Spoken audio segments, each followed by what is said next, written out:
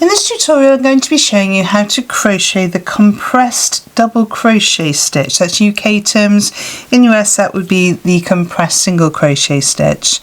Really lovely dense fabric that's created with this stitch.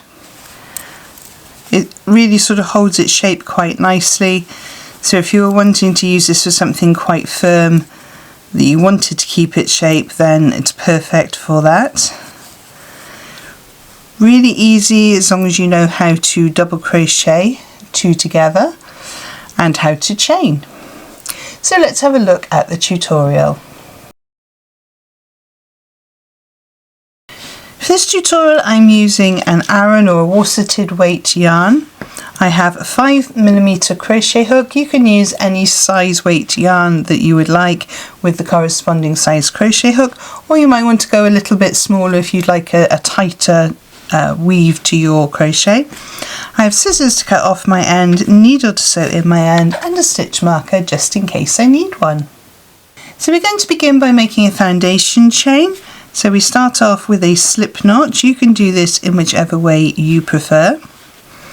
And our slip knot needs to be made in multiples of 2. So to do that we yarn over and pull through the loop on our hook. That's one chain. Yarn over, pull through 2. Yarn over, pull through 3, yarn over, pull through 4. So I'm going to make a sample piece today of 20 chains. So pause the video now whilst you make your foundation chain in multiples of 2 for the width that you would like your project to be.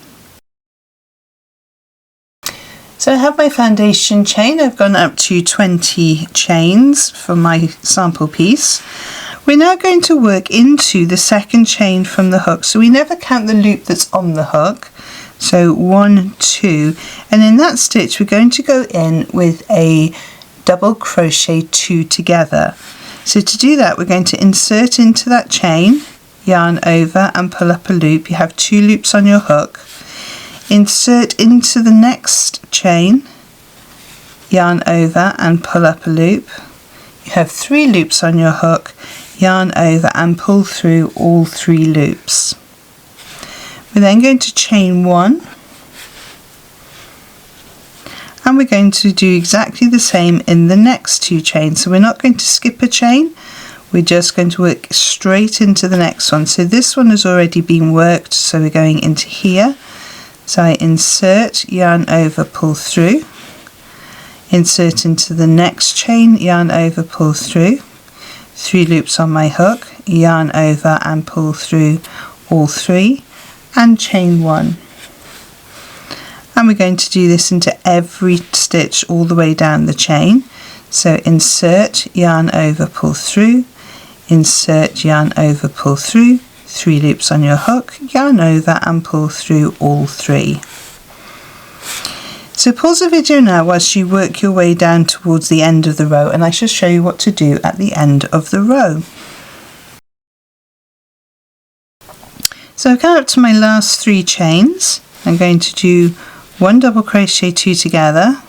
Remember that would be 1 single crochet 2 together in US terms. I'm going to chain 1, and I'm going to put 1 double crochet into the very last chain.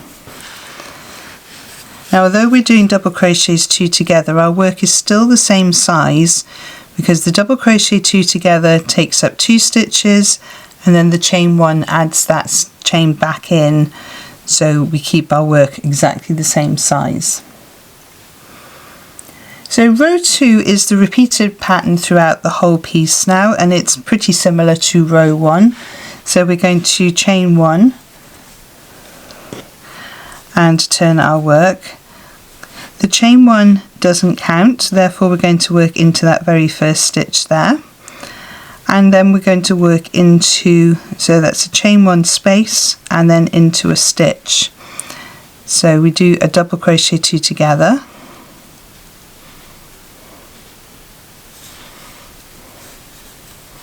And we chain 1.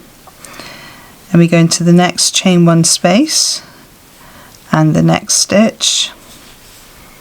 And going into the stitches is a little harder, so don't worry about that. So we're going into the chain and into the stitch with our double crochet 2 together, and we chain 1, and we work that way all the way down the row until we get to just before the end. So pause the video now till you get to just before the end, and I shall show you what to do at the end of the row. So I'm just coming up to the end of my row now. So I'm going to do my double crochet 2 together.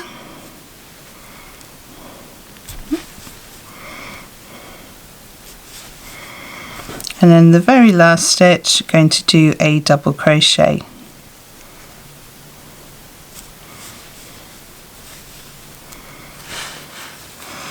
And there we have row 2 complete. So you end up with one bit being a little bit more bobbly, and then on the reverse it's more bobbly. So this row, let me explain that again. So row 1 is more bobbly on this row because it pushes them towards the back. So row 2 is more bobbly on this side. But when you work up your piece, you'll see that it equals out and they are the same on the front as it is on the back. So now we're going to chain 1, turn our work, and we're going to repeat that all over again. So we're going to do a double crochet, 2 together, and chain 1. And we just continue this until we are happy with the size of the piece of work that we've made. And then we just fasten off as normal. So I'm going to work up a few more rows for you to see how it looks, and I shall see you in a moment. So I've just worked up a few more rows for you to see how it looks, and it really is a nicely textured, nice and firm stitch. Not too much gapping if you were wanting to use it for a blanket or a piece of clothing. Obviously the same on the front as it is on the back because it's a 1 row repeat. Just a really lovely stitch. So if you've enjoyed this tutorial today, please give it a thumbs up. It does help YouTube to show it to other crocheters on YouTube. And if you've enjoyed seeing my lovely Starfish stitch marker, this is one of my kawaii resin stitch markers that you can find in my shop and also in my Etsy shop. I'll pop a link somewhere on the screen for you to go directly to the Starfish, and I'll pop in the description below the link to the Starfish on Shopify and also the Starfish on Etsy. I shall pop 2 more videos on the side of the screen to help you on your crochet journey, and I shall see you over there. Thank you so much for joining me on this one, and happy hooking!